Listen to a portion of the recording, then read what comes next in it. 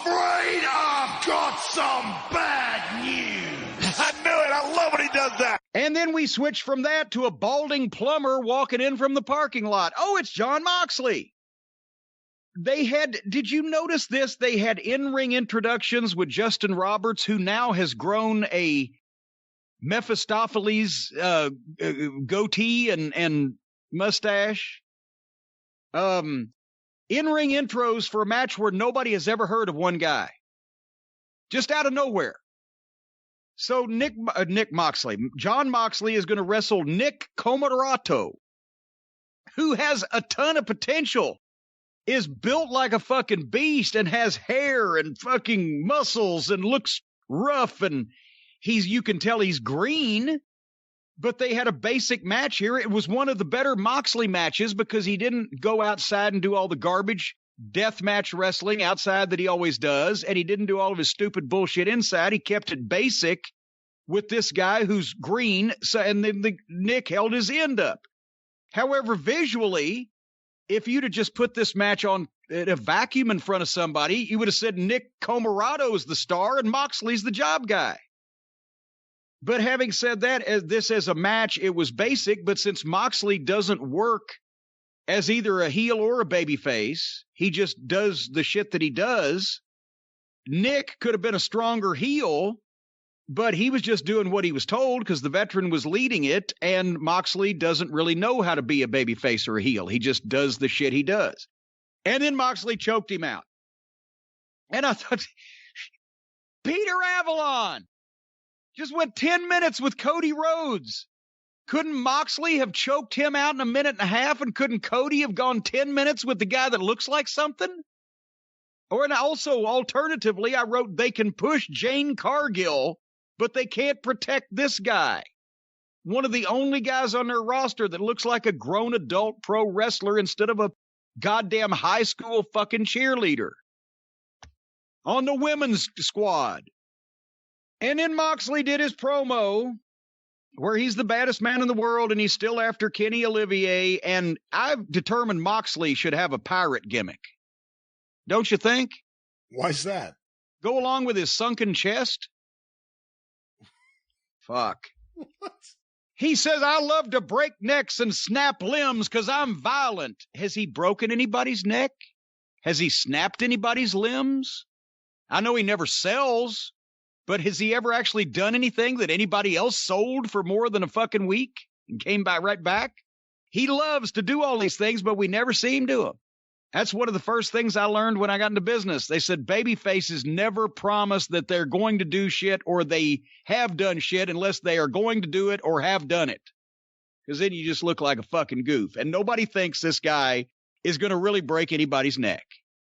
Didn't he wear an eye patch for a while? Yeah, he wore, well, yeah, because they fucking... Jericho, right? Yeah, put his eye out for a while. And his closing line, Moxley's on this promo, all roads in wrestling lead through me. Do you think that'll go down in history as one of the great closing lines, Brian? I would say not. It doesn't even sound right. All roads in wrestling lead through me. That sounds like everybody in wrestling goes right through him, the old whore that he is, to get to whatever they want, and he can't stop them. I don't fucking know. They did a promo in the back with Eddie Kingston and the Butcher and the Baker and the Candlestick Maker, where Kingston got in, 7 or 8 words before Archer came in, and he's challenging him. And then Jake pulls Archer out. You can tell this was taped last week as Jake still has the top half of his Godzilla fucking costume on. Green snakeskin. Then Jake Roberts tells Eddie Kingston off. Nobody ever hardly speaks and says anything, gets even 1 point made before they're interrupted. They can't see these people standing by to walk right in. It's like they go to the back specifically to have a fight or an argument. The only reason that ever registered was when it was done sparingly, so it was odd and it was uncommon and out of the ordinary, and then you paid attention. And then Bar Brady's in another locker room with Twinkle Toes, who's trying to be cool. God, that's fucking fabulous. And he sees Don Callis's black eye, and of course Callis doesn't want to tell him that the Bucks did it, but he slipped. And now Twinkle Toes mad at the Bucks for punching his friend in the face because they all broke up because nobody had the key to the treehouse. If only there was a camera there to film it so Kenny would be able to see what happened. Well, yeah, but see, Callis took care of that because that was part of his plan, Smithers.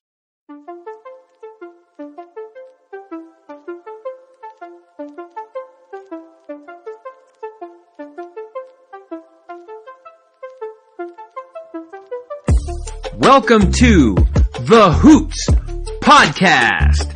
This is a podcast about life, which just happens to be centered and focused around the world of professional wrestling.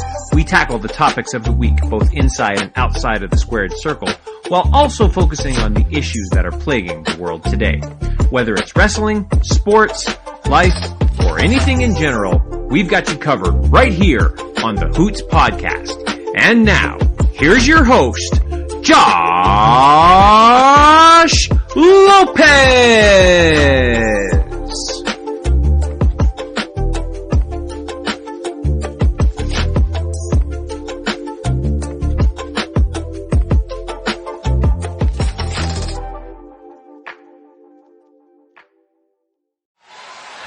And if that doesn't work, then by God, me and my friend Mark, we're going to stop watching. That's right. Hello, ladies and gentlemen, and welcome to episode 242 of the Hoots Podcast. Hope you guys are having a wonderful week so far. It is Royal Rumble week. It's the road to WrestleMania begins this Sunday, and we are a couple of days out from the Royal Rumble that's going to be held in front of virtual screens. Thank you, COVID. Again, thank you, COVID. Nonetheless, I'm ready to rock and roll with you guys this week. As always, if you could, please subscribe to the podcast right now so you never miss an episode. It comes to you free of charge every single week on Apple Podcasts, YouTube, Stitcher, anywhere you get your podcasts from. And if you're an Apple Podcast user, if you could leave us a 4 or 5 star review and rating on the show, helps expand the reach of the show. And I just want to gauge on how you guys feel about the show in a good way, what we can improve on, suggestions, yada, yada, yada. You guys know the drill. Make sure to bookmark ProWrestlingTranscriptions.com. That's my website where I make result pieces for all your favorite wrestling shows. And yesterday I celebrated 7 years of making transcripts and doing articles. And maybe I'll talk about that towards the end of the podcast this week. But again, just thank you for everybody that's been part of my journey in this media career and what I'm doing in my life right now. It really means a lot to me. So thank you for the support. It really does mean a lot to me. So with that said, there's really not much else to plug here. I'd be remiss without mentioning, of course, we got the Thoughts of Dericho, which you'll hear at the end of the podcast per ritual. We got our signature segment of the podcast, What the Hell is Wrong with AEW? And I'd like you guys to catch up with our YouTube channel later on today. It's youtube.com/The Hoots Podcast. And what you'll find there, you'll see a conversation with myself and Andrew Bala from the guy that does a lot of great wrestling media work and sports talk and a bunch of stuff. And I met Andrew about a couple of months ago, and he's a really cool dude. So it's going to be our first time recording the show with each other. It's going to be very similar to the one I did with B-Rob about a week and a half ago. So be on the lookout for that. It's going to be a fun day and a busy day, and I wouldn't have it any other way. So let's start off with the Good Brothers Q&A session. And, you know, we have a blast doing these Q&A sessions on Facebook.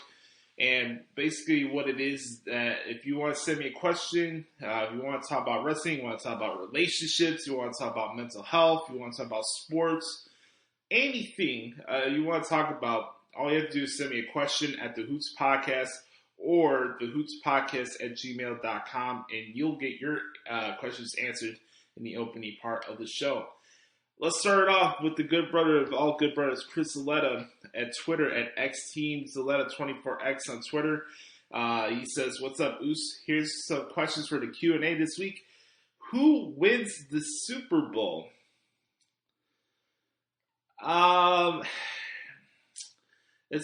This matchup is so very intriguing in the fact that, yes, this is the first time that a home team is hosting its Super Bowl, and this game already happened in that same stadium earlier this year.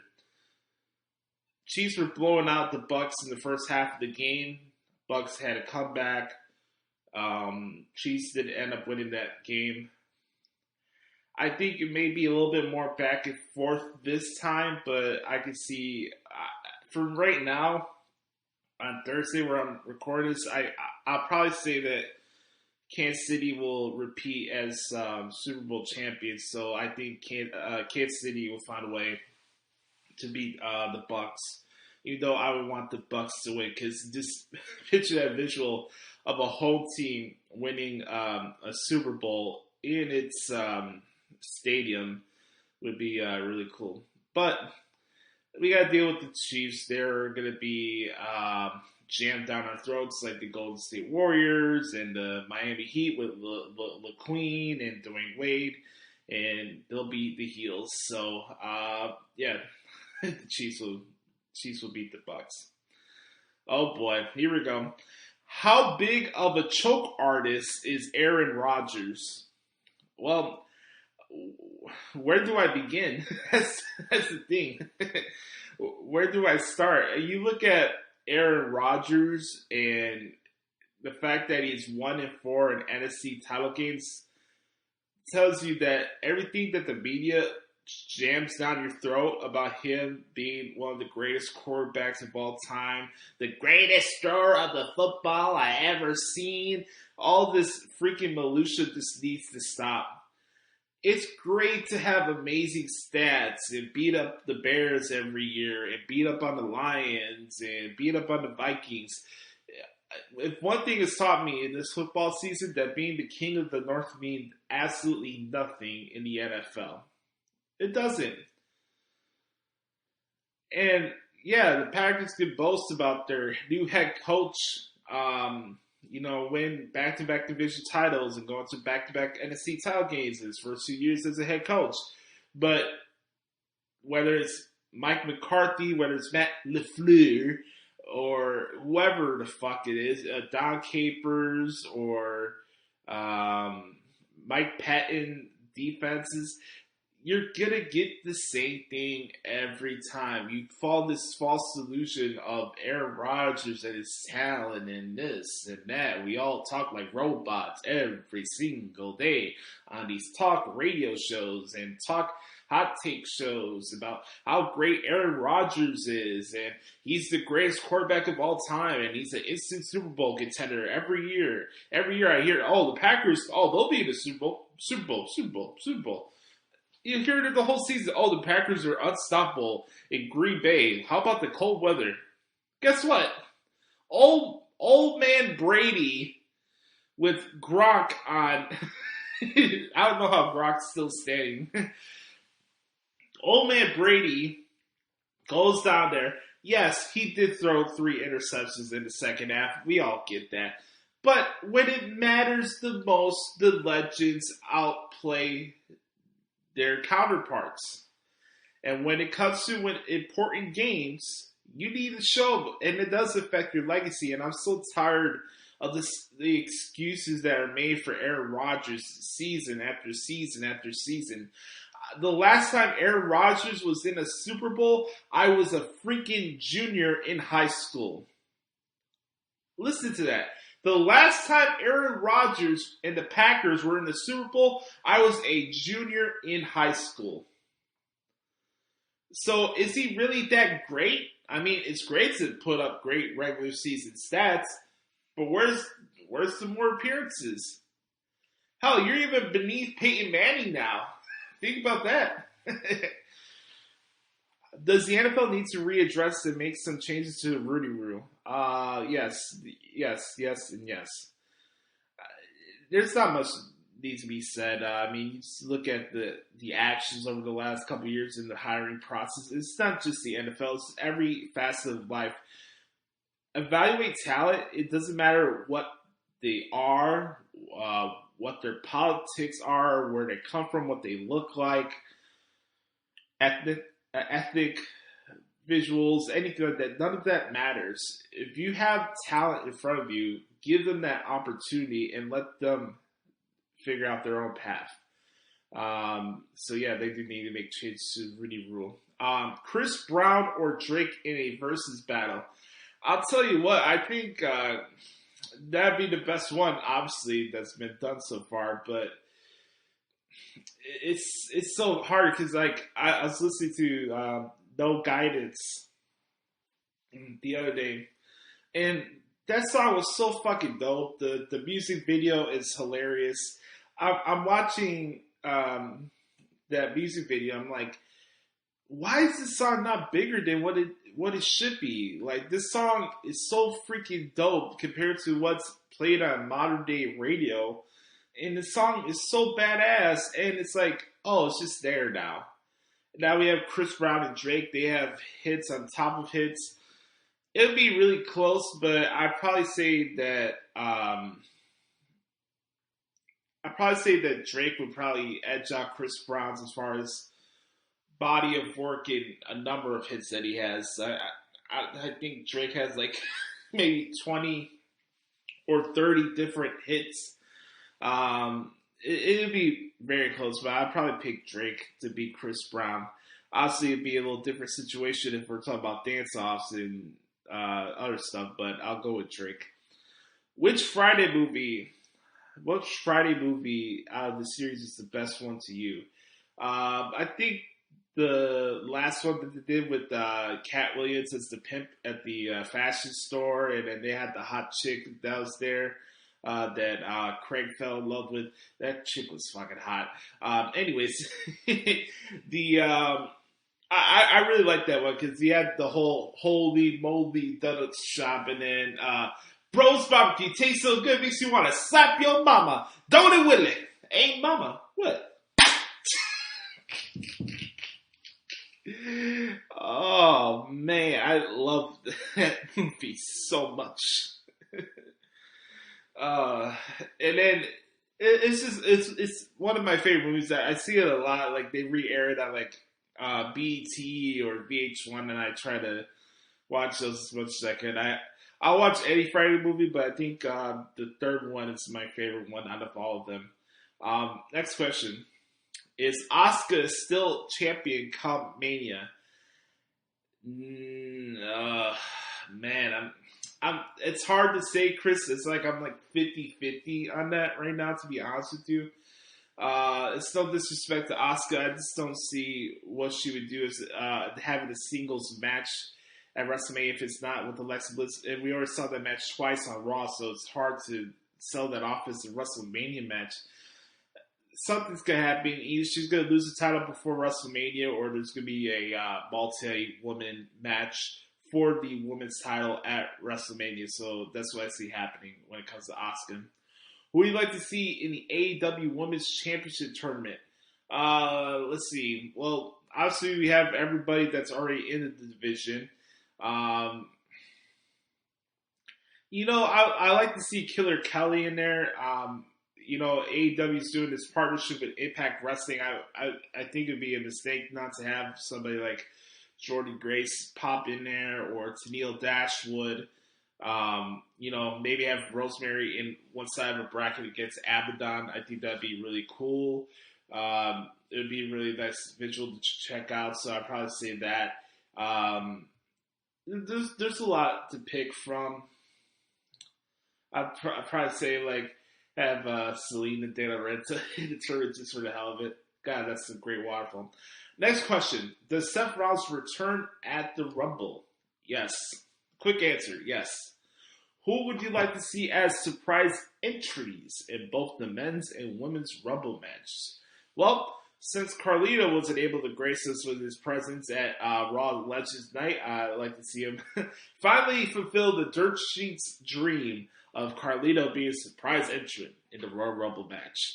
Every year, it's always like they had like 4 people they always point out that they would come back for Rumble matches. It was MVP, Shelton Benjamin, Carlito, and Chris Masters. Every year, it didn't matter what website it was, they would always put that rumor out there. Big breaking news. Internal talks in WWE bringing back Chris Masters or Carlito in as a surprise entrant in the Men's Royal Rumble match. Stay tuned at WWE Network to find out.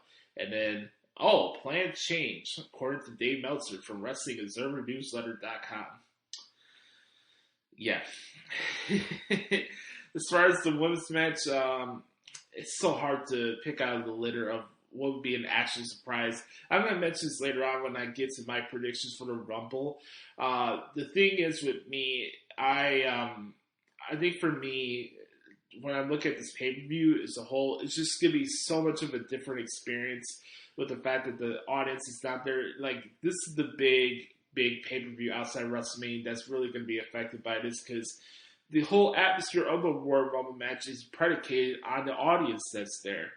So, yeah, we're going to get the pipe and noise and stuff like that, but I'll stress this point, man. The commentators need to be on point on both matches, because you have Battle Royals in front of virtual screens. I'm just curious to see how they're going to pull this off. I really am. As far as surprises for the women, that's the thing. I don't know what could be a surprise anymore. You know, people are already spoiling stuff and this and that. I would love to see my girl Lisa Marie Verone, aka Victoria, pop in there. That'd be great. Love to see Melina in the battle in the Royal Rumble. That'd be awesome as well. So there's a couple choices there, but hey, man, thank you for the questions, Chris. I always appreciate it, man. You always send good ones. Next batch of questions come from this good brother Sam Piopo at Second City Sam. Make sure to check out Second City Sam's hot takes on Anchor, Spotify, and wherever your pockets from. Sam is the man, and I appreciate you a lot, brother.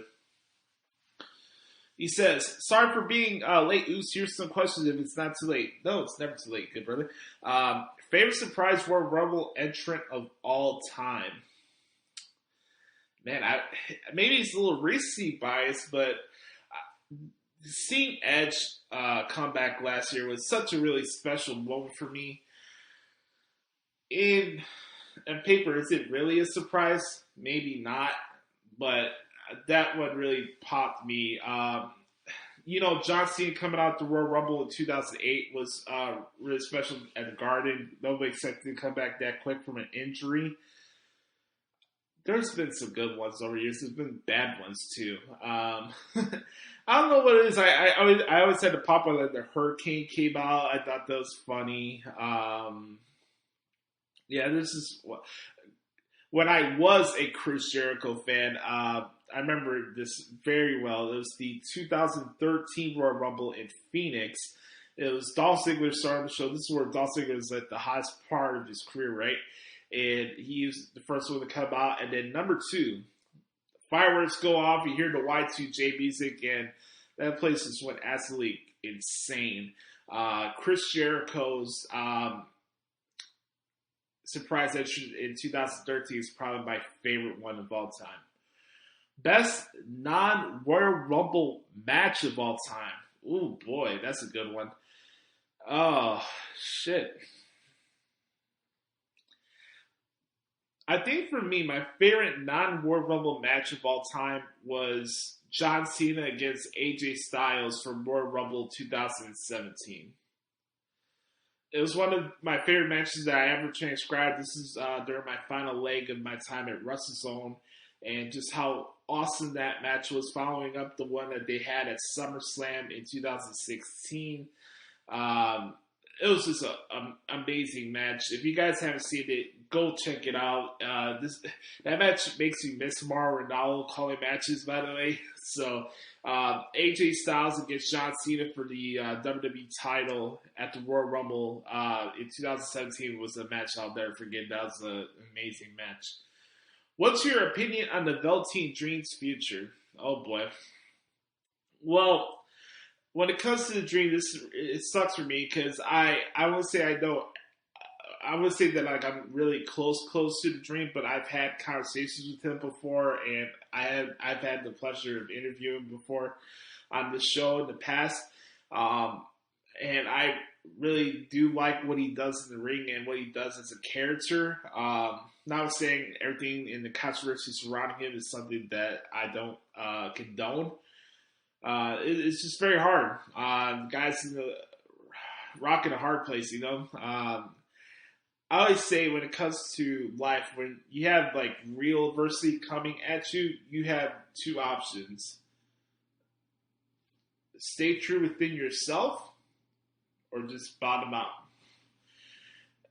It's going to happen one way or another. I hope for the best for Dream, but it's not looking good for him. I would hope to say that maybe he can overcome this stuff, but we'll see.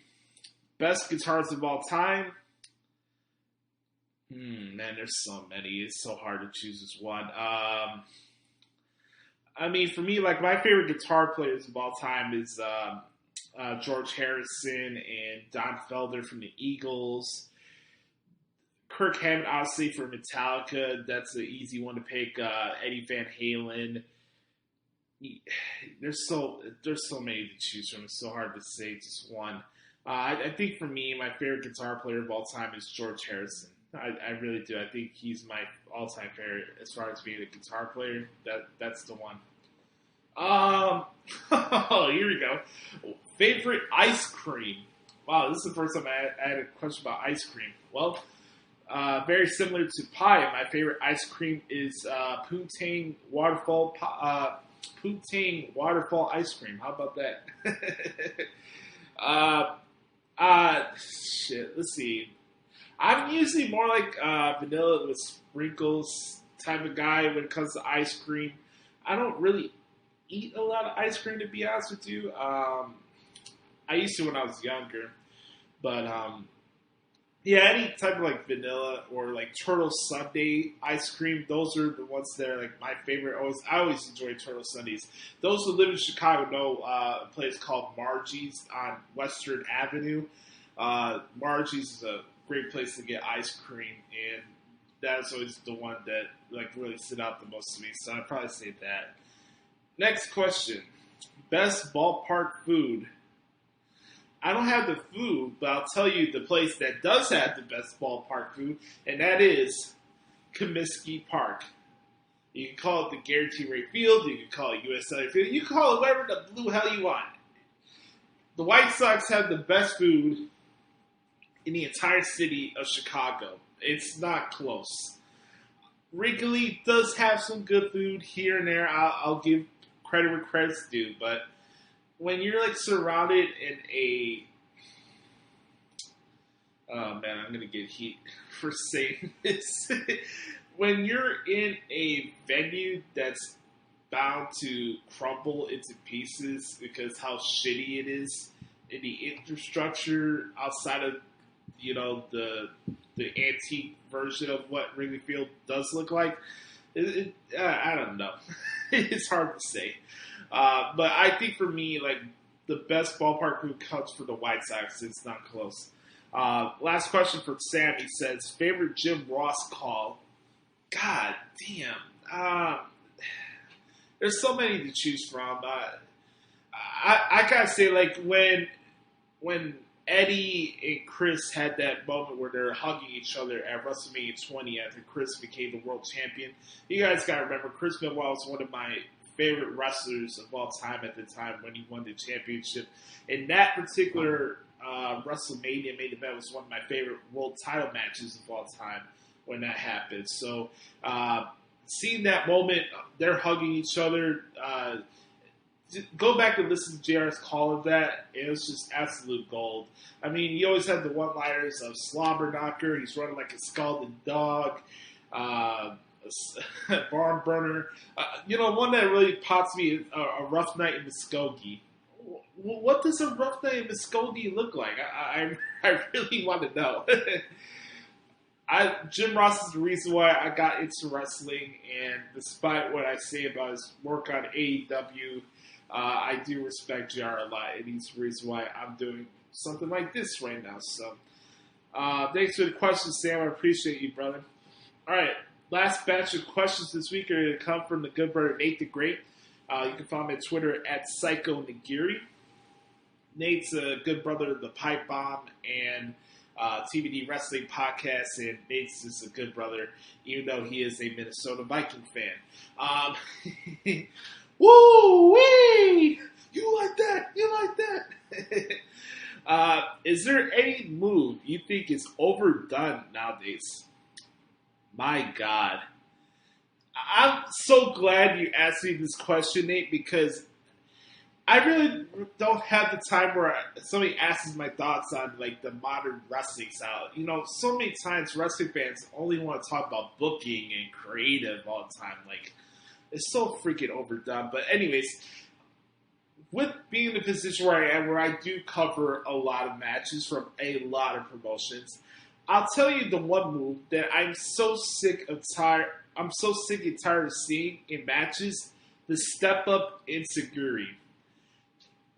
If anything, just call it a fucking leaping clothesline or something, or leg lariat or something.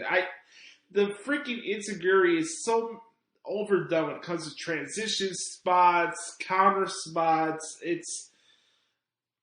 I probably say that, and then any of the MMA moves, because I think too many pro wrestlers try to pretend that they're MMA fighters and try to do fancy rolls into double arm bars and trap leg locks and stuff like that. Yeah, it may be nice of a visual, but unless you're a real MMA fighter, like, please stop trying to pretend that you're an MMA fighter. And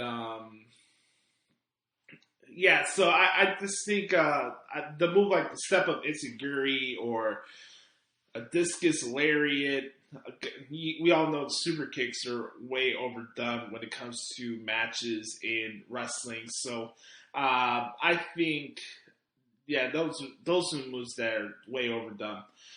Do you think Goldberg Wing Sunday would be a good move? I hate to give you this answer. I would say it's I wouldn't say it's a good move. I wouldn't say it's a bad move either. At the end of the day, it's all into your perception. If you don't want to see Goldberg as a WWE champion, I completely understand it. And I'm also not going to begrudge people who do want to see Goldberg as a WWE champion too. That's not the game I play here. You know, you guys do what you do. I'm not going to speak for you or tell you what you have to do or what to think or whatever. That's not what I do here. So, does Goldberg need to become a WWE champion? No. Would I be surprised if he does become a WWE champion on Sunday? No, I will not be surprised. Will Retribution win gold this year? Yes.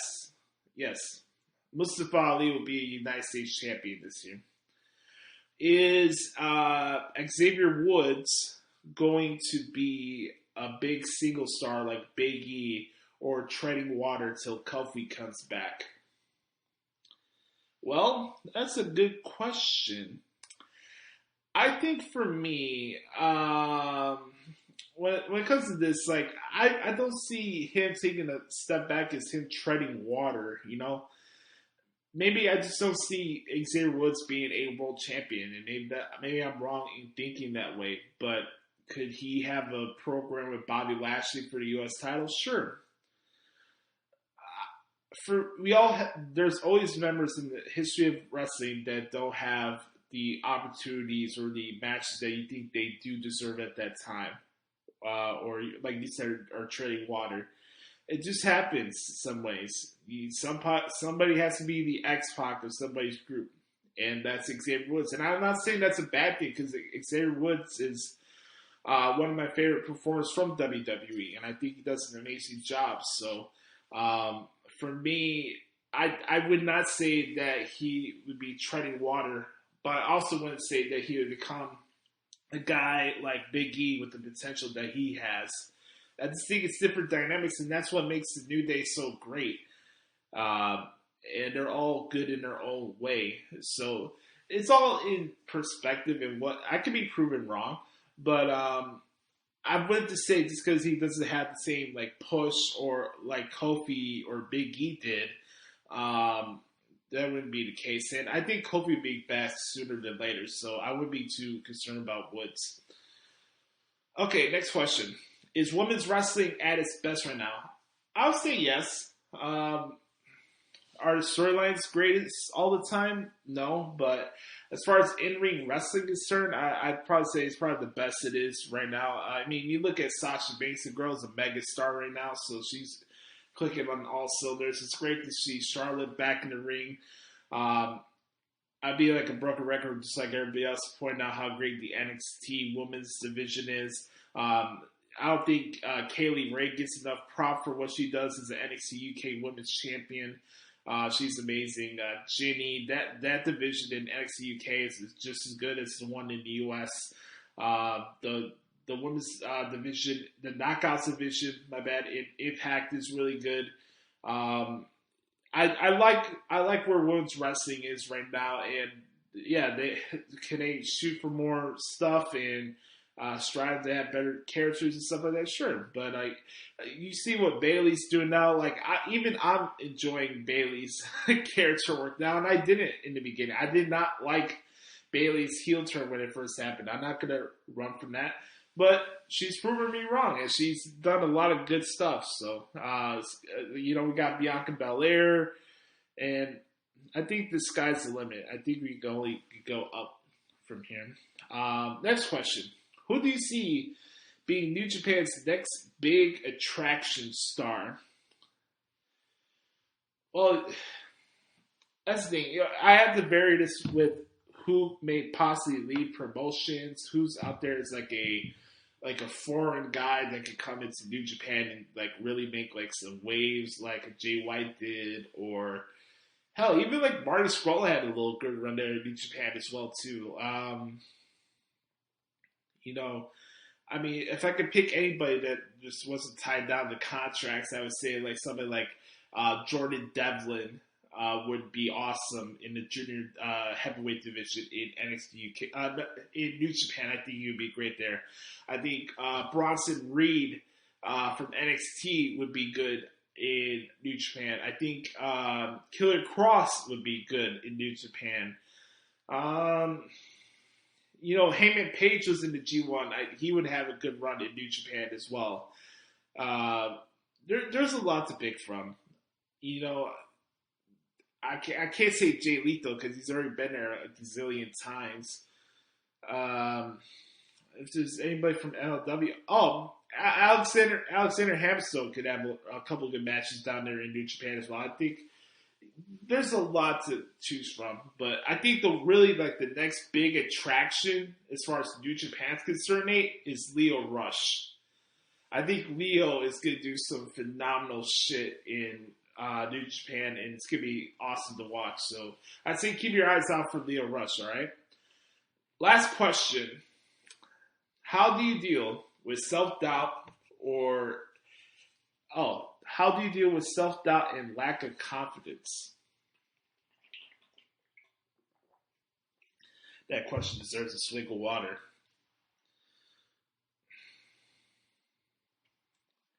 Honestly, when it comes to this, we talked about this in the past in this show.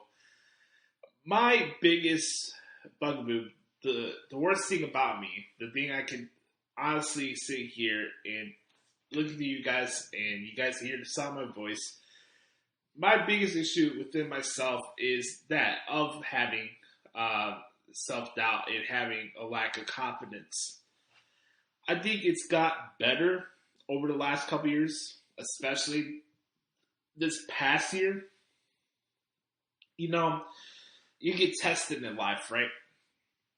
And a lot of times you may be doing a lot of good things on paper, and you're in this position and you're busting your ass and you're working hard for what you want, and you're doing this and you're doing that, and you think you're on the right path, but always some way you get in your own way, right? And I noticed that about myself over the years. And no matter what I was doing music-wise, even if I got accepted to Berkeley in Boston, where I was doing or finishing first in my broadcasting class at the Illinois Media School, or doing the stuff I do now with my wrestling media career, I always felt like something was missing. And what I noticed was missing was in here. And understand the fact that I don't need to care about anybody's opinions anymore. What I care about is what's in here. And I get it. We all go through good days and bad days. It's just part of life. But having self-doubt and lack of confidence is not something to run away from. You can address it. You can work on it. And the thing is, when it comes to confidence, for me, I just look at it as just, I'd rather be genuine than arrogant. I know internally how good I am at this. I know that my transcripts is on another level than people who write articles in the rest of the media. It just is. I have no problem with having confidence, but one thing I'm not going to be is arrogant and braggadocious and this and that. I have confidence in myself. The thing is with me, I let my work speak for itself. That's the difference. How I deal with self-doubt and lack of confidence is to continue to be better at what I do. It's pushing myself to get better each and every single week, whether it's doing this show, whether it's typing out a transcript to 4 o'clock in the morning. The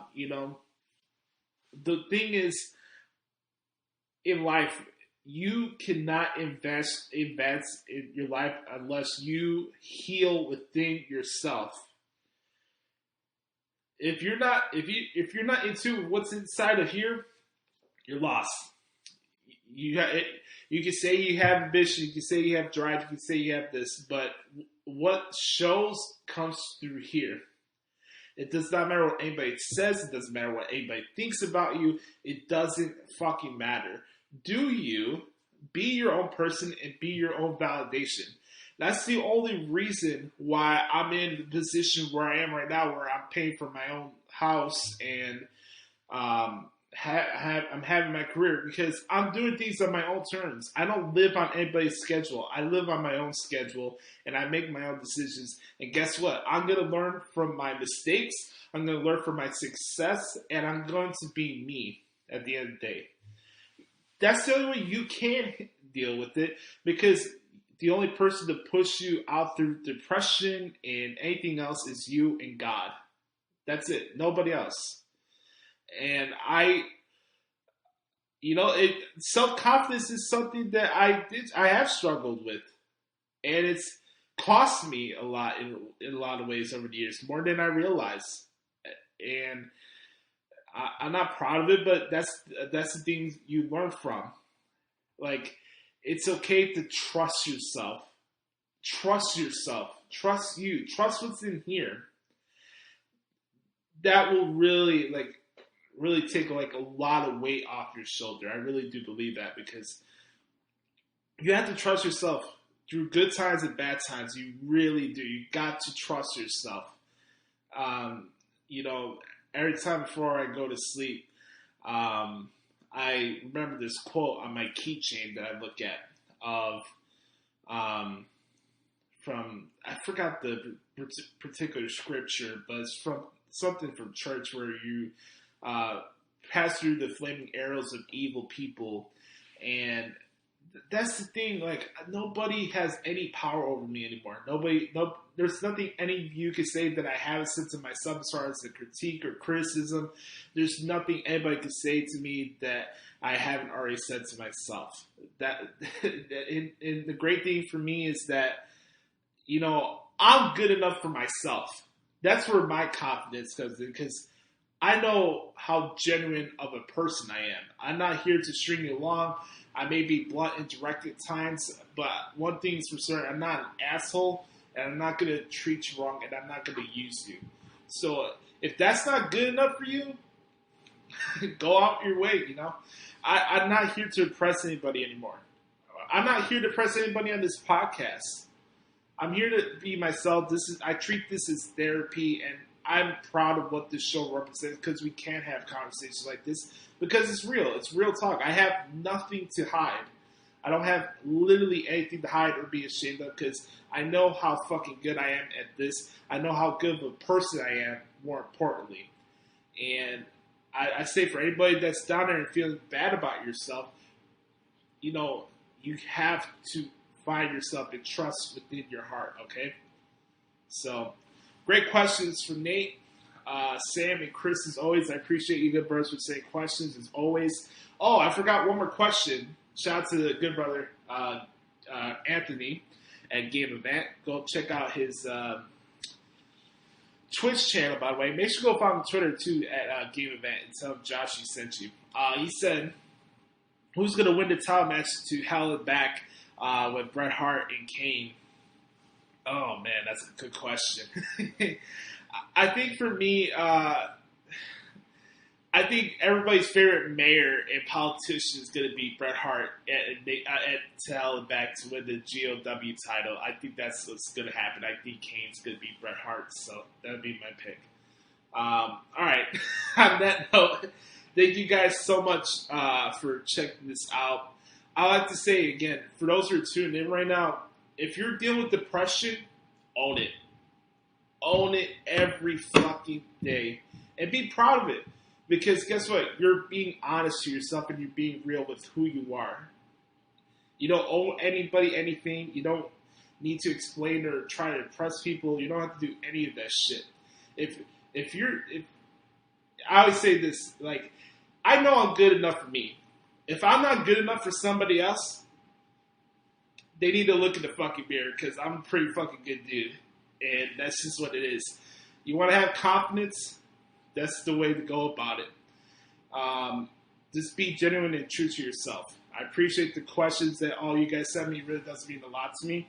I'll be back here later on Facebook to have better conversation with you guys. But thank you guys for sending the questions. As always, you can send me a question at Twitter at the Hoots Podcast or the Hoots Podcast at gmail.com. So thank you guys so much for hanging out for this Good Brothers Q&A session, and make sure to check out the podcast later on. When we come back, I'll be talking about what happened this week in WWE right here on the Hoots Podcast. Yes, sir. You know, if 2020 has taught me anything, hell, if it's taught all of us anything,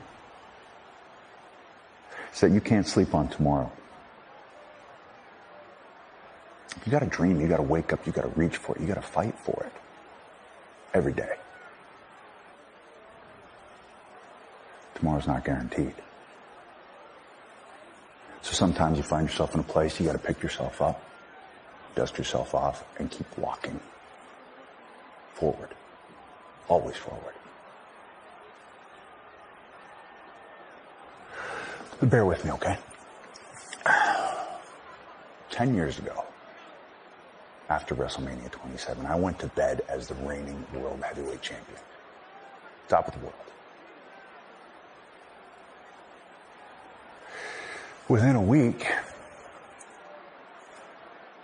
I had to forfeit that championship. My championship. My career. The only career I've ever wanted. My dream.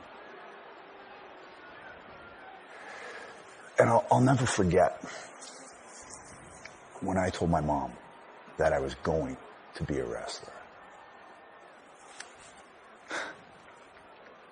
She said, well, just go do it. The simple words, right? But those simple words, they were the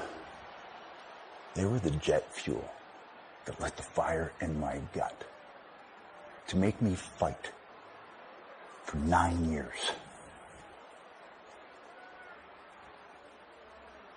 To get my career back, my dream back.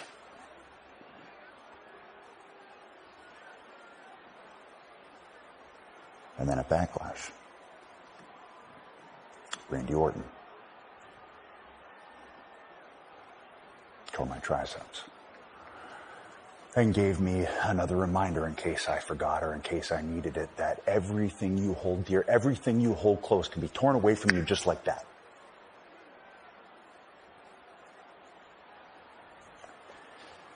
But you can't live in that space. gotta fight. And I know what my mom would say. She'd say, Adam, you gotta just go do it. So with that in mind, I am entering the Royal Rumble. I know it won't be like last year. Oh man, the stakes are higher. So I need to win the Royal Rumble. I need to main event WrestleMania and take back what I never lost. What is mine?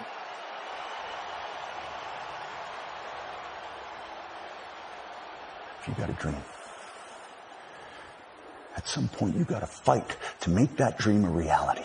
And at the Royal Rumble, I am going to fight with every fiber of my being, with every breath left in my body to make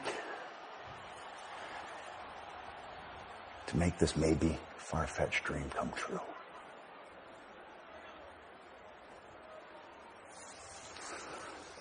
Now, if you've been with me on this ride from the Brood until now, you know I gotta try.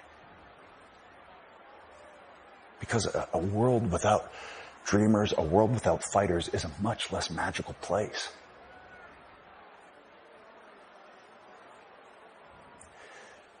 It was Henry Ford said, if you think you can, or you think you can't, you're right.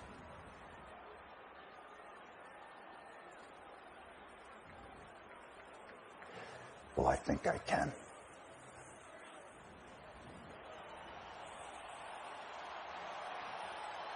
I'll see you at the Rumble. Welcome back to the Hoots Podcast, everybody. Time to talk about what happened this week in WWE. We can't get things started without playing something pretty awesome for you guys. And I always say about maximizing TV time and, doing this and doing that, but nobody this week in WWE did that better, in my opinion, than the 43 seconds of gold we got here from Liverpool's number one, Zach Gibson. Enjoy, everybody. Another wannabe team who want to take a shot at the GYV. We got Kushida in his jeans and the one-hit wonder himself, Leon Ruff. Lads, what makes you think that your 5 minutes of tag experience can match up with our 15 years? At the end of this tournament, the nameplate on that trophy will read one thing and one thing only. The grizzled young veterans, soon to be recognized as Dusty Classic winners. My God. This dude is such an amazing... I don't have enough words to tell you how awesome Zach Gibson is on the mic, and you guys know how I feel about Grizzled Young Veterans as far as the tag team. As far as talent is concerned, on both AEW and NXT on Wednesday nights, Zach Gibson is number one, in my opinion. I'm sorry to Cross, he'd be number two for me, but Zach Gibson is that dude. The way he said Leon Ruff just had me dying laughing last night. It was great. I wanted to play that audio for you guys. That was some really good shit there. I'm going to briefly go over my thoughts from Raw and SmackDown this week.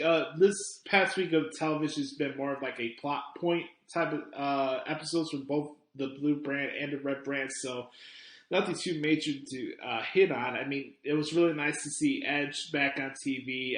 He declared that he's returned to Rumble. You guys heard the promo.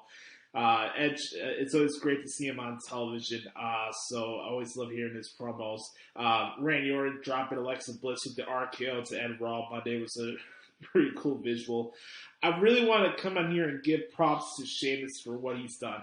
I don't think anybody in the WWE since the draft has done a better job of having barn burner of TV matches than Sheamus. It doesn't matter who the opponent is in the ring. This dude continues to have the best matches on TV each week. And I just want to give a big shout out to Sheamus because I don't think he gets the props that he deserves at times. I'm a big Sheamus fan, so I'm biased, but he's really good. So great to see him out there. We had Drew McIntyre and Goldberg confront each other at the expense of The Miz and John Morrison. I really think something's got to give with The Miz and John Morrison here with the Money in the Bank briefcase. I'm going to be making my Rumble predictions in this segment, by the way. A little surprise for you guys. I'm going to be making my Rumble predictions in a couple minutes, but something really has to give here. I just don't know what's going to happen. Maybe The Miz can hold off till WrestleMania to cash in the briefcase, but something really has to give in here. And, I got a question earlier about Asuka walking into WrestleMania as champion. I don't know if Drew McIntyre is walking into WrestleMania as a champion, as much as it bums me out. We'll have to see what happens, though. Let's see. SmackDown really quick from last week.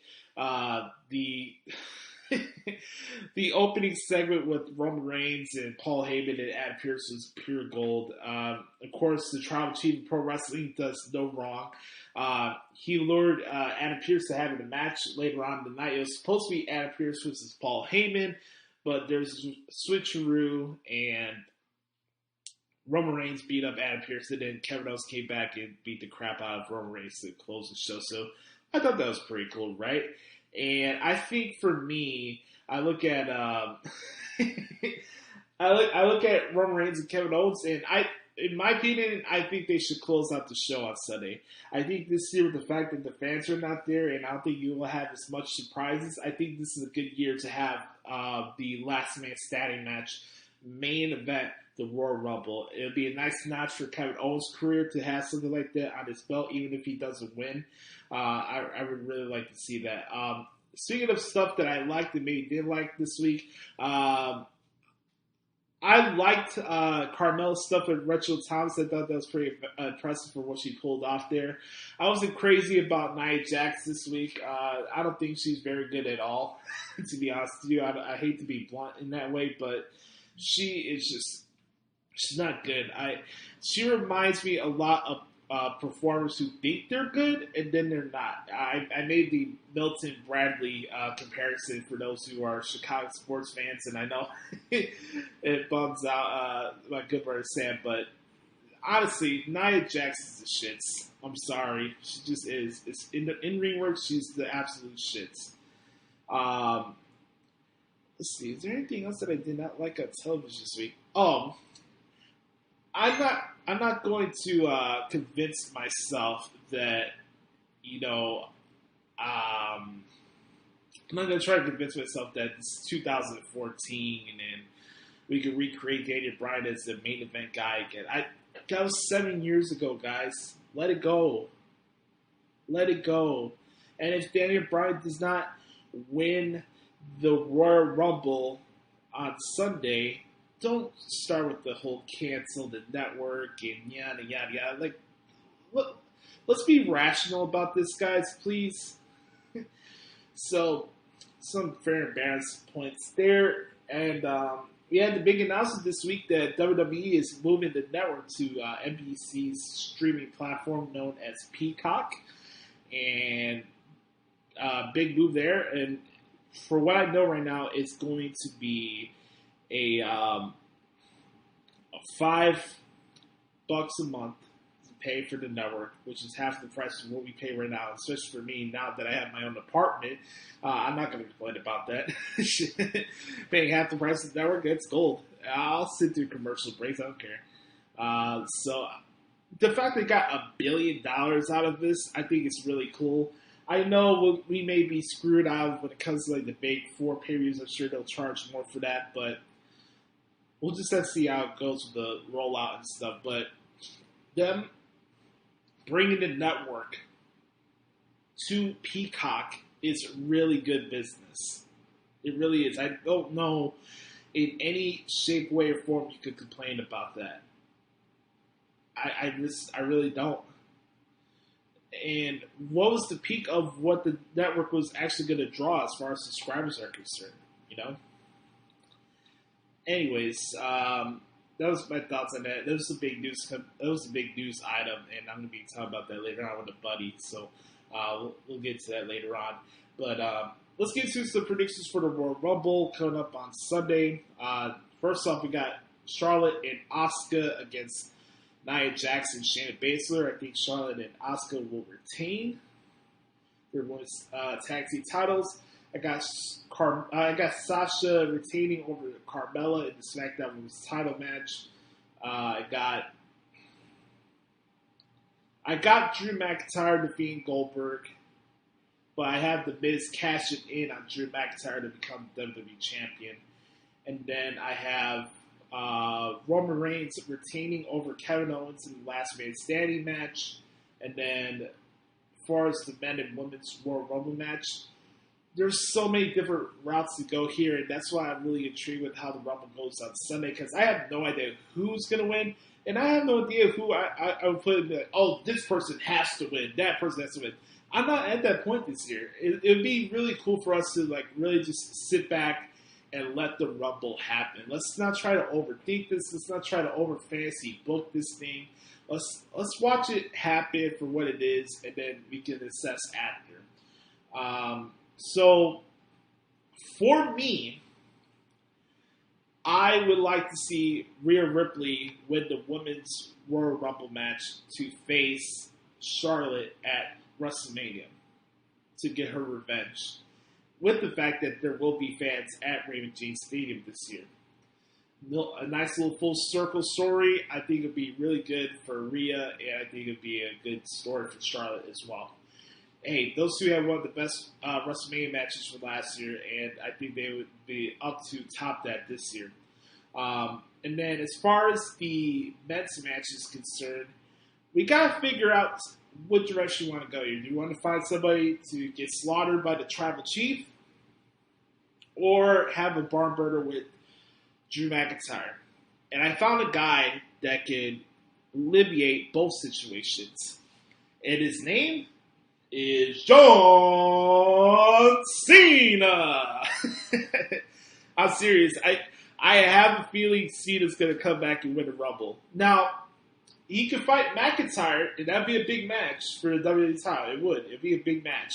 Or he could even go for a bigger box office option with Roman Reigns against John Cena at WrestleMania. Just think about how big that would be. So, those are my predictions, yes, for the Rumble that's Royal coming up on Sunday. And that's my thoughts on this week in WWE. And right now, let's get to the main event. We're an hour into this podcast right now. Let's give the people what they want, pal. Let's set it off and get things rocking and rolling with everybody's favorite segment in podcasting, the one and only, What the Hell is Wrong with AEW? We're going to start it off with the one and only Brother Carter in a, wait for it, 3, 2, 1.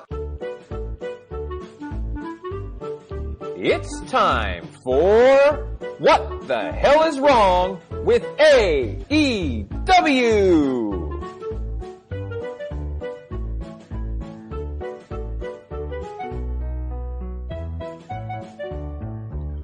What the hell is wrong with AEW?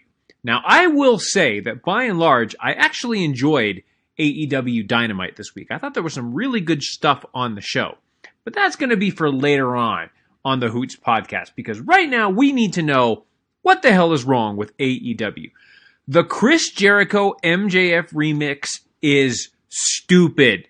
It's awful. And I'm the guy that actually hypes the Judas theme song. I think it's awesome. But this remix is stupid. It needs to go. Speaking of stupid and needs to go, Chris Jericho looks god awful. He's overweight. He's slow. He is a complete shell of his former self. And he's, in fact, not only hurting his career, but he's bringing the inner circle down. And Chris Jericho needs to go. He looks awful. Speaking of awful, I got to say it again. Aubrey Edwards is a horrible referee. She's awful. Her count is beyond inconsistent. She's always out of place. She doesn't, she has no idea how to participate in a wrestling match. Aubrey Edwards sucks too. You know who else sucks? The Inner Circle. They suck. I do not care about the Inner Circle, minus Santana Ortiz, who I think have really done a good job over the last few weeks or so. I really like Santana and Ortiz and what they're doing. But by and large, the Inner Circle is terrible. MJF, who was possibly the hottest commodity in wrestling prior to him joining the Inner Circle, his career has spiraled downhill. Excuse me, and he needs to get away from the Inner Circle as quickly as possible. Okay, and now, apparently we're going to get Shaq versus Cody Rhodes. Does anybody want to see this? I don't. When I was tweeting via the Wrestling Rumors account, at Wrestle Rumors, by the way, give us a follow, I was tweeting this out, and I asked, does anybody want to see this? Every person that responded to me said, nope, nope, nope, nope, nope. Nobody wants to see this. Also, Jade Cargill sucks. She sucks. And I'm not interested in Red Velvet. I'm not interested in her either. I think she was 0-17 or something like that for a while, and all of a sudden she's getting this opportunity for whatever reason. Another further proof that the AEW has no clue what it's doing when it comes to their women's division. Miro and his crew are horrible. We didn't even see them this week, and I hate them. I don't care about the wedding ceremony next week. Apparently, that's this big thing that they've been hyping up for a while, and we don't even get a little promo to show what they're doing to prepare for the wedding. Like, they suck, and this whole angle is just terrible. All right, so you have this heel Matt Hardy who acts nothing like a heel and comes out and tries to recruit Hangman Adam Page. All right, I guess. I mean, why do they keep trying to put Adam Page with a group? Just let him be a single star. Well, I guess they have nothing else to do because he was supposed to get a shot against Kenny Omega, and I guess that never happened because the Elite is horrendous as well. We're going to get to the Elite here in a little bit. But, like, again, I just don't get what they're trying to do with Hangman Adam Page. Like, do they need to put him in a group? I don't know. Okay, then we have this great match between Jungle Boy and Dax Harwood, and I'm going to talk more about that later. Then at the end of the match, I was even okay with the handcuffing stipulation. That was fine. They did that well. Tully threw some powder in the eye. No problem with that. That's all good. That's what heels are supposed to do. They handcuff Luchasaurus to the ropes, and instead of cutting his hair, they cut the horns off of his mask. What the hell was that? Like, seriously, how is that intimidating? Cutting the horns off a mask that he can just go buy for $3 at the party store. Like, was that supposed to be impressive? Was that supposed to be intimidating? Sure as hell wasn't intimidating to me. That was ridiculous.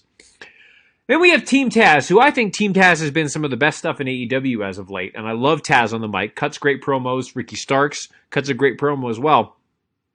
But they are going to they're going to prove their might by attacking two guys in the back who are at the merch table who are trying to sell stuff to earn Team Taz's employer some money. Boy, that's smart. That makes a lot of sense. Has anybody noticed that the AEW Women's Champion hasn't been mentioned on television in 2 weeks? Like, if you were a new fan to this product, of course, that's I just as soon as I realized what I said that there's no point in even me saying this because AEW doesn't try to attract new fans. They try to please to their smart mark internet darling fan base and don't try to attract any new viewers. But if you, by some stretch of luck, you were tuning into AEW for the first time, you wouldn't know who the Women's Champion is because they haven't been mentioned on TV in a while. Again, AEW, anyone except women. And then we get to the main event. This company can't help themselves. They can't help themselves, can they? They couldn't. They couldn't. They couldn't try to find their own identity. They got to ride off the coattails of the internet freaking marks. And you have these marky, stupid jackasses booking this show. They did it. They said Bullet Club. And apparently Bullet Club is now part of AEW. I can't think of a more marky thing to do than to put the most over internet mark thing on your television program. That is a Japan thing. That is an internet thing. But they're bringing it here to AEW because you have these marking booker jackasses that have no idea how to write a freaking television program and come up with their own identity. They couldn't help themselves. They had to Too Sweet. They had to do the whole Bullet Club thing. And now everyone, Bullet Club, Bullet Club, Bullet Club, Bullet Club. The Bullet Club is in Japan. They're not supposed to be in AEW. God, what is wrong with this freaking company? Oh my God, they just piss me off every single week because you have these marking jackasses that just try to appease a very small percentage, a point, like a 8% of the wrestling fan base, but they pay money out the ass to try to appease these morons, to try to watch them, to pat themselves on the back. Oh, look what we did. Look what we did. But at the end of the day, they have no idea how to run a company. They have no idea about how to run the pro wrestling business. I'm not in the pro wrestling business, and I'm smart enough to know that that is a ridiculous business practice, and it's a waste of my freaking time. Seriously, what the hell is wrong with AEW? This has been What the Hell is Wrong with AEW.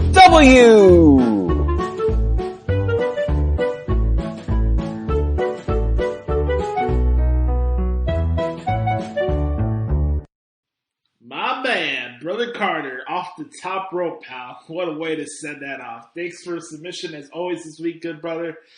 I appreciate you a lot, my man. All right, what the hell is wrong with AEW this week? Joshie version. Let's start off with the positives, so I'm fair and balanced here. I really enjoyed the Dax Harwood match with Jungle Boy. I thought that was one of the best TV matches that Dynamite has presented in the calendar year. It's very hard for me to pinpoint which matches are good or not because a lot of these matches have no story and a lot of them are just spot fest. I just want to give a big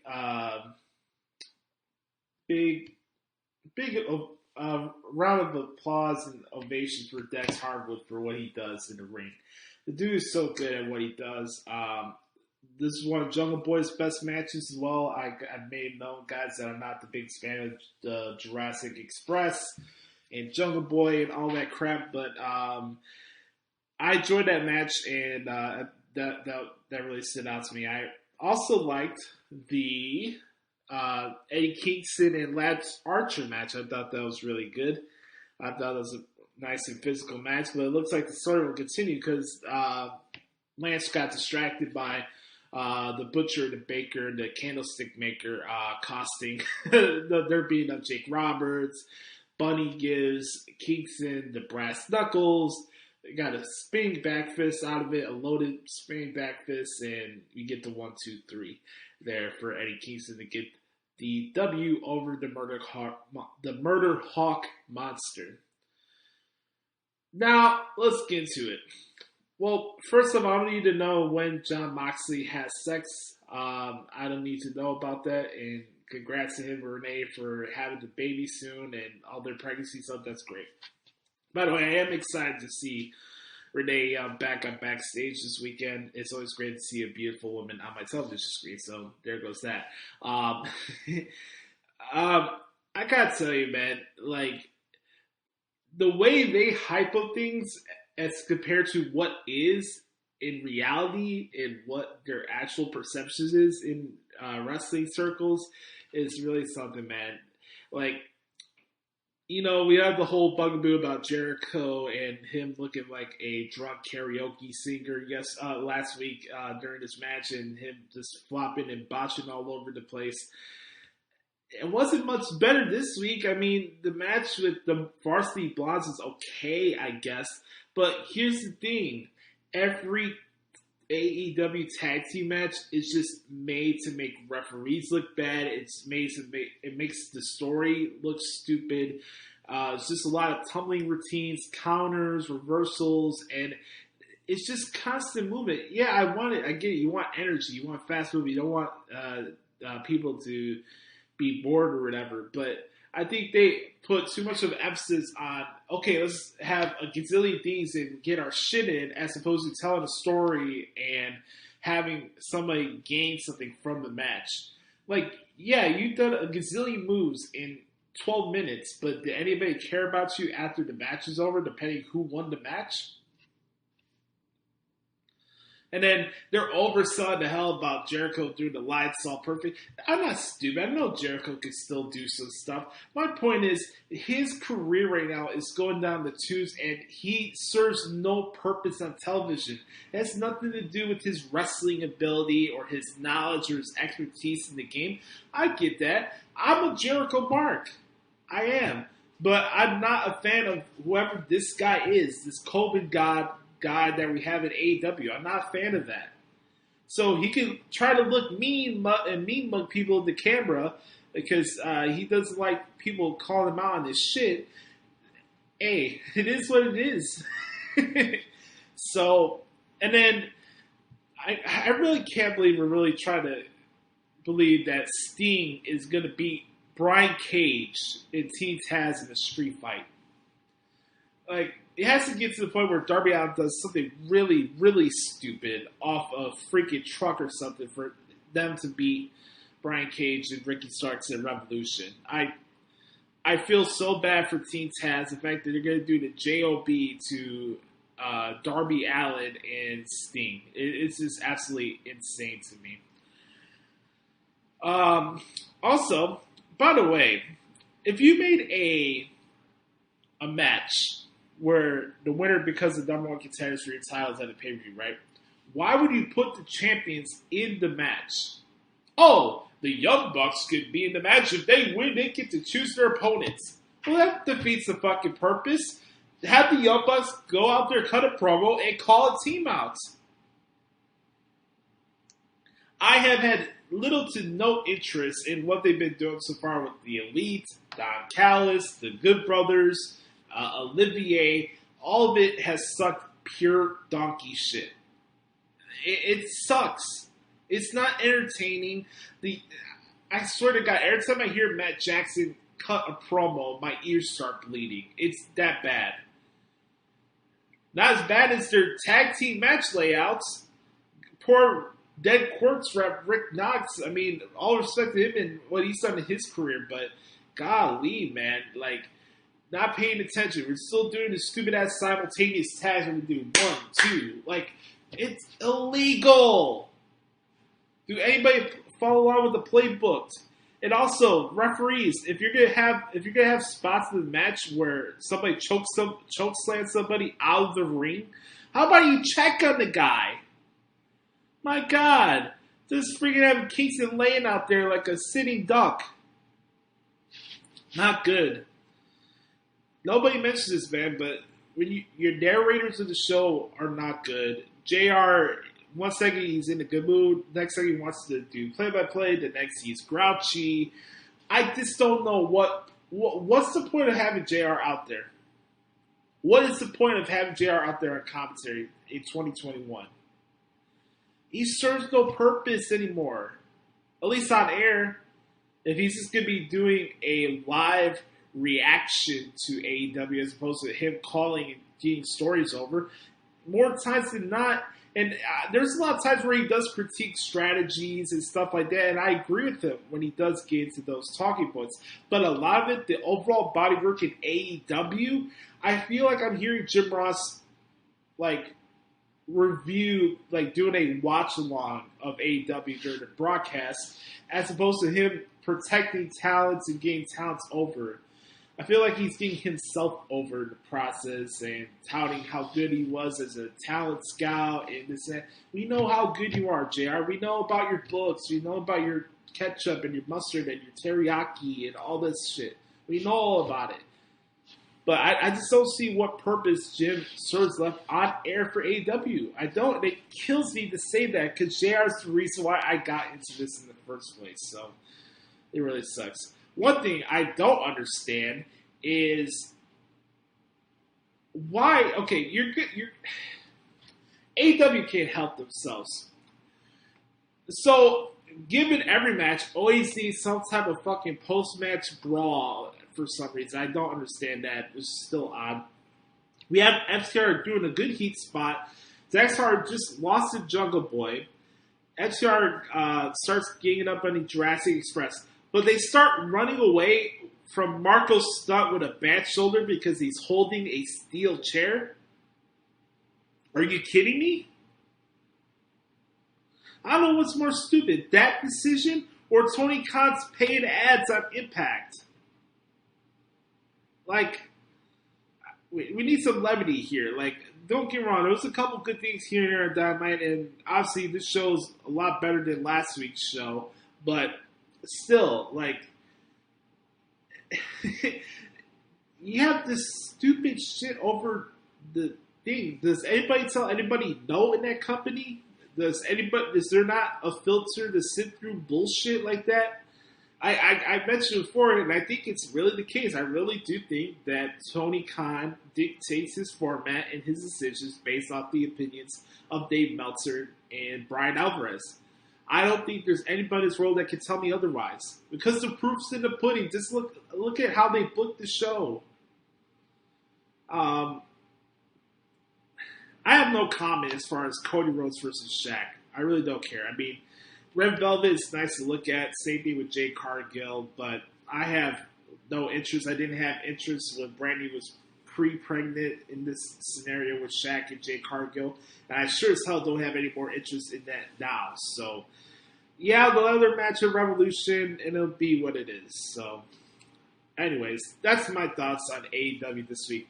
What the hell is wrong with AEW this week? 3 things. 1, stop having your best tag team run away from a midget. Secondly, fix your damn referee core and instill some goddamn rules for once. And 3, stop it with this Bullet Club crap, because the Bullet Club is in New Japan.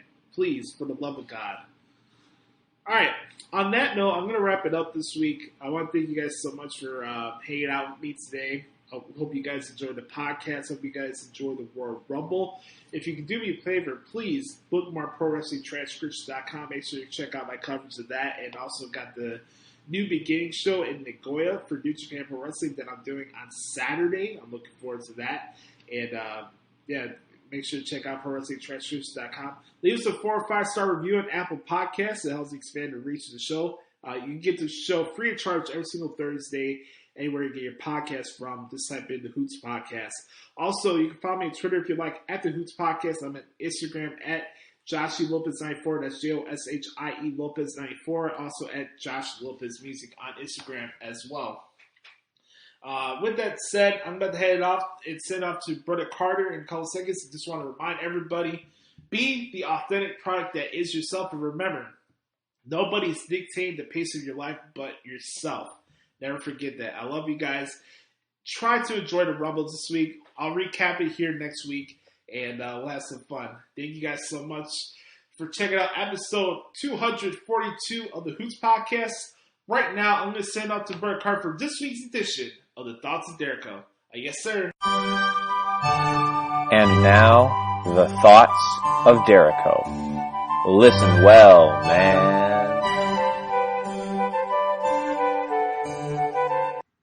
Welcome, one and all, to the segment that you wouldn't dare throw over the top rope. It is the Thoughts of Dericho, featuring the one, the only, Brother Carter. Slightly different format to this week's thoughts. Want to talk about one thing outside of the ring first, and that is the move that WWE Network is making, and that they are taking their platform over to Peacock. And I think that this is terrific. This is great for the consumer. Because not only, if you want, you can keep the $9.99 price and get not only WWE Network, but all of Peacock's content, including The Office, Saturday Night Live, and a bunch of NBC stuff. But you also have the option for a $4.99 per month option, which has all that stuff, but you get some ads, just like you do with Hulu. So I think that this is a terrific move. I think this is lucrative for both companies, and it's great for the consumer. So props to WWE and Peacock for coming together for this thing. Now, before I get into WWE this week, I actually want to talk about AEW, and I want to point out all the good things on AEW this week, because I actually thought the Dynamite was a pretty good show this week, and I want to talk about that, because you heard my rant earlier about the not so great things of AEW, but there were some really good things on Dynamite this week. First off, I thought Eddie Kingston and Lance Archer had a great match. Not only are they good in the ring, but they use traditional ways to cheat after a great match. So classic heel work. Eddie Kingston gets the distraction from the Butcher and the Blade. Bunny slips him the foreign object. Boom. Knocks Lance Archer out and gets the win. I enjoyed that. I just don't understand how Jake Roberts is going to be a face now. That part about it I don't get. But the match, I won't take anything away from the match at the ending. I thought it was good. John Moxley cuts another great promo. I thought that was good. I actually thought that the Sting and Darby Allin promo was quite good. I enjoyed that. MJF did a good job at the beginning of his match with Griff Garrison and the Varsity Blondes. Both, them and MJF. Varsity Blondes and MJF look good. Jericho not so much, but we talked about that earlier.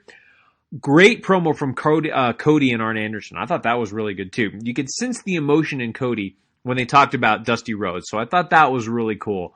And I enjoyed that promo very, very, very much. So great work from them. Some really good promos this week on Dynamite. However, my favorite part about Dynamite this week was the match between Jungle Boy Jack Perry and Dax Harwood. That might have been the best match I've ever seen on an episode of Dynamite. It was that good. Storytelling was great. Flow was great. Pace was great. Everything about it. There weren't over-the-top spots. They just had a wrestling match. It was fantastic. Great job to Jungle Boy and to Dax Harwood. I really, really thoroughly enjoyed that match. Again, one of my favorite matches I've seen on Dynamite. Thought it was absolutely terrific. Bravo, bravo, bravo. Good match from Dr. Britt Baker. She definitely maximizes her TV time. And actually, Referee Tony pointed that out. By the way, definitely follow Referee Tony and Matt and check them out on the TED Wrestling Podcast.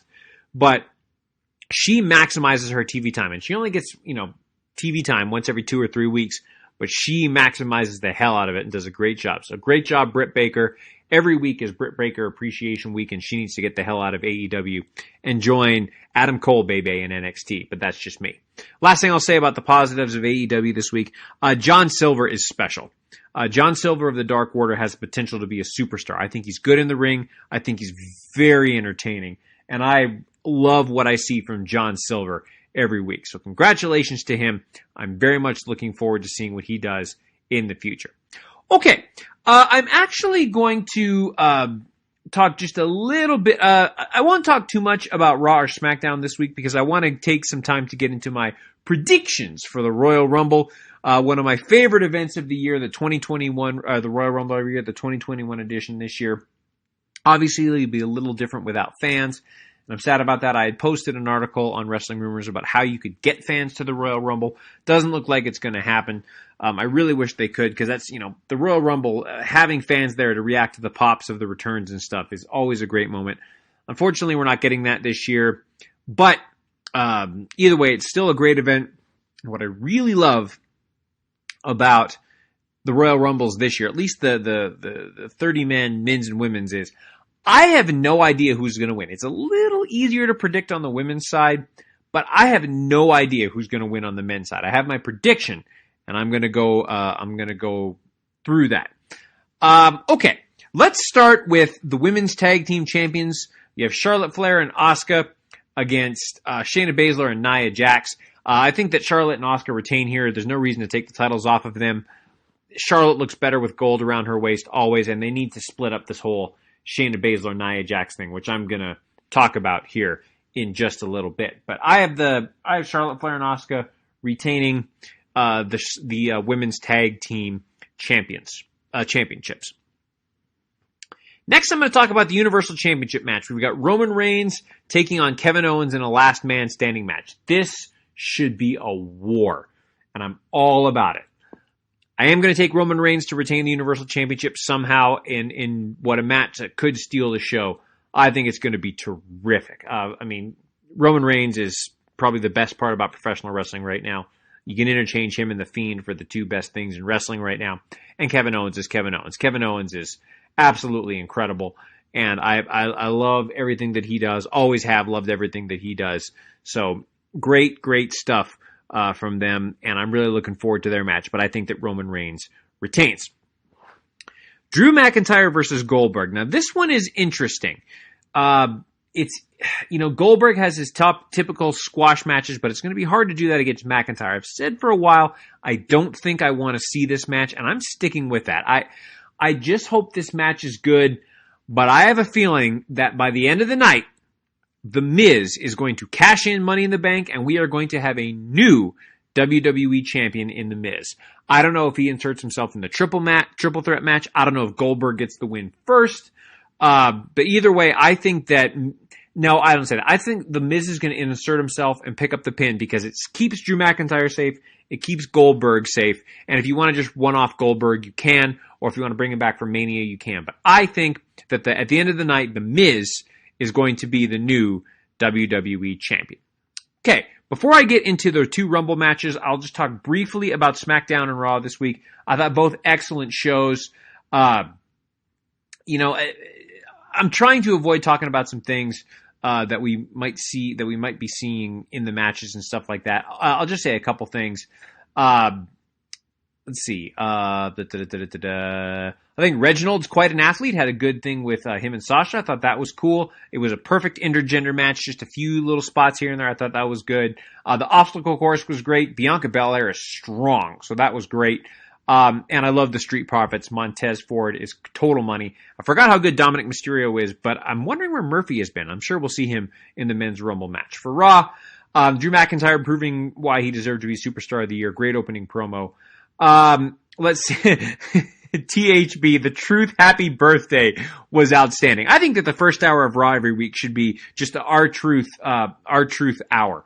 Ratings would be through the roof. I think that's absolutely incredible. Miz, Morrison, or Sheamus could all be world champion, and I think that would be great. And all that stuff was great. Edge back in the Royal Rumble was great. Main event was great, but we're going to get into that here in a little bit. So really enjoyed SmackDown, really enjoyed Raw. Let's start with the women's Royal Rumble match. And the easy pick here is Alexa Bliss to get the win here. But I don't think she's going to get that because she had a chance at the Raw Women's Championship and the main event of Raw this past week before she got hit with the RKO. Which is why I believe that the winner of the Women's Royal Rumble 2021 is going to be Shayna Baszler. I am taking Shayna Baszler to be the winner of the Royal Rumble match this year. Get her away from Nia Jax. Alexa Bliss doesn't need it. They can put her in anytime that they want to. I have Shayna Baszler as the winner of the Royal Rumble this year for the women's side. I don't think it's going to be anybody on SmackDown.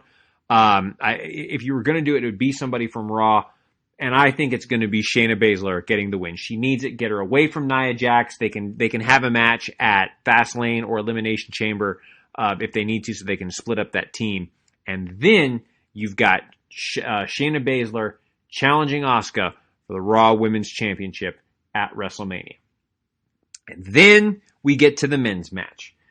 I will admit I spent about 45 minutes last night, because this is how my brain works, just laying in bed. I couldn't go to sleep, and I was just racking my brain trying to figure out who is going to win the men's Rumble match.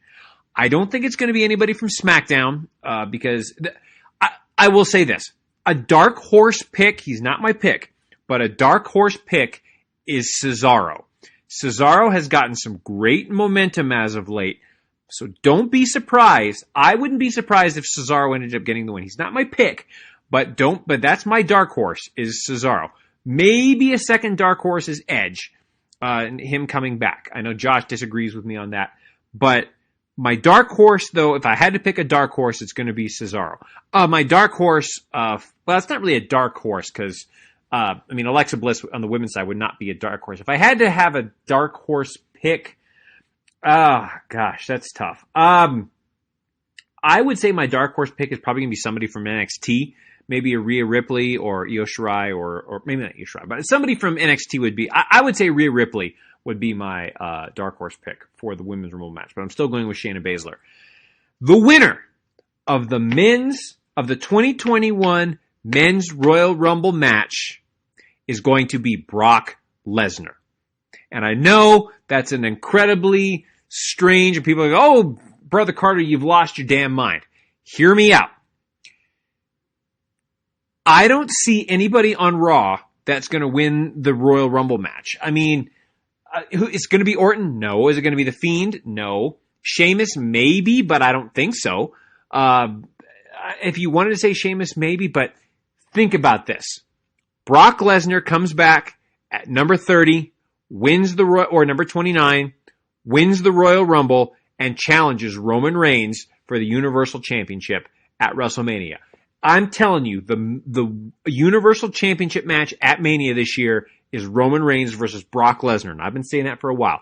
The perfect way to get Lesnar in there, have him win the Royal Rumble, and then you've got the power struggle with Paul Heyman, because there's nobody on SmackDown that can challenge Roman Reigns right now except Brock Lesnar, which is why Brock Lesnar will be the winner of the 2021 Men's Royal Rumble. And those are my predictions for the Royal Rumble. Those are the thoughts of Dericho for this week. My final thoughts for the week is, again, folks, just enjoy the Royal Rumble this weekend. It's always one of the great wrestling events of the year. It's going to be a lot of fun. Keep wearing your mask. Keep the faith. Everything's going to be great, and we're going to be stronger on the other side of this. We'll see you guys next time. This has been the Thoughts of Dericho. You're smarter now, man.